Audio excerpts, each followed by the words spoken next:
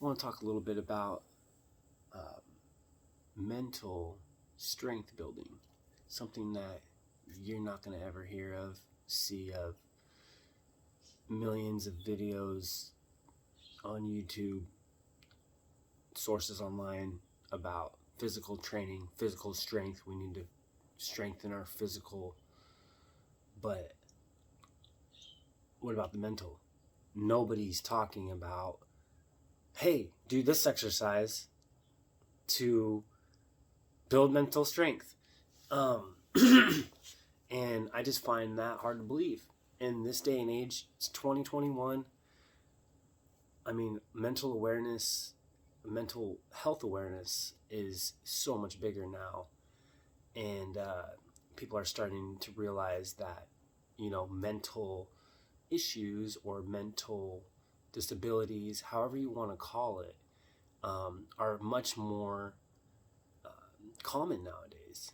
And a lot of it is, anxiety, depression, goes on and on, PTSD. People have all these different issues, but who is exercising their own mind, their own consciousness to be able to handle all of these issues that always are constantly arising for people? Anxiety. So I've spent the last 2+ years personally training myself just like a workout for anxiety. And anxiety was just part of me.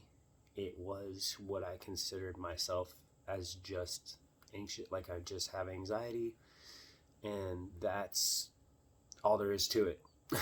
And I have to just deal with it. And when it comes, I don't really feel like I know how to deal with it. And I just pretty much hoped that nothing would arise to where my anxiety would be triggered.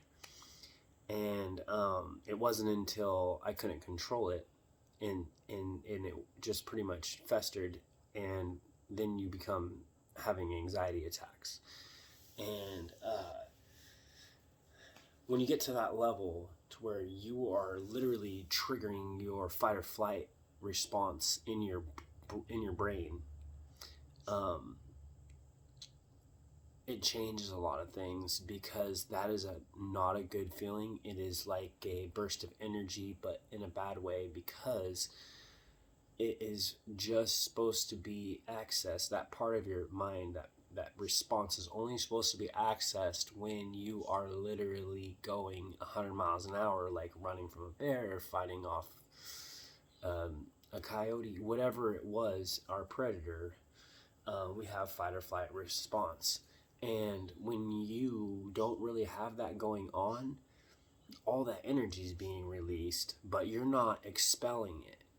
So if you were to have an anxiety attack and then you just started running on the treadmill, believe it or not, it would feel like less of a problem to your body, because that would almost be like a response to that feeling.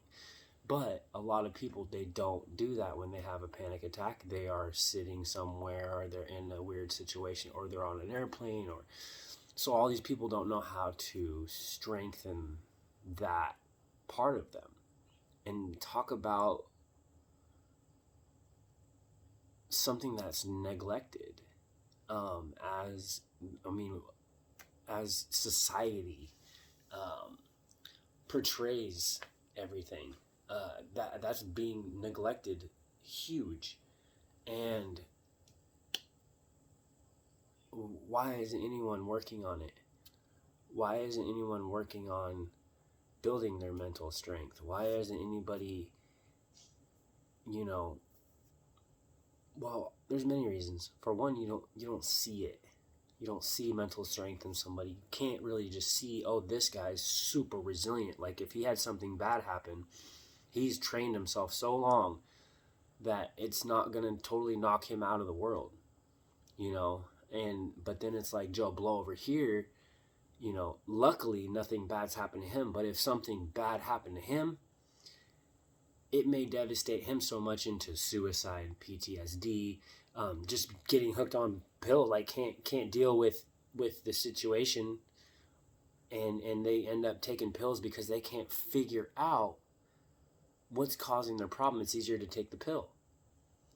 And that's where I come in to where I've come from, because I've been on both sides. I've taken the pills, I've had the anxiety that I couldn't control, I've had panic attacks that have lasted for a day on end, just 24 hours.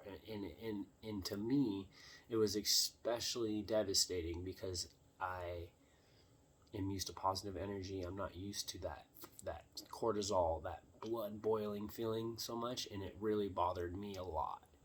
And when that would happen, it would bother me so much that I would focus on it. I would almost obsess about it.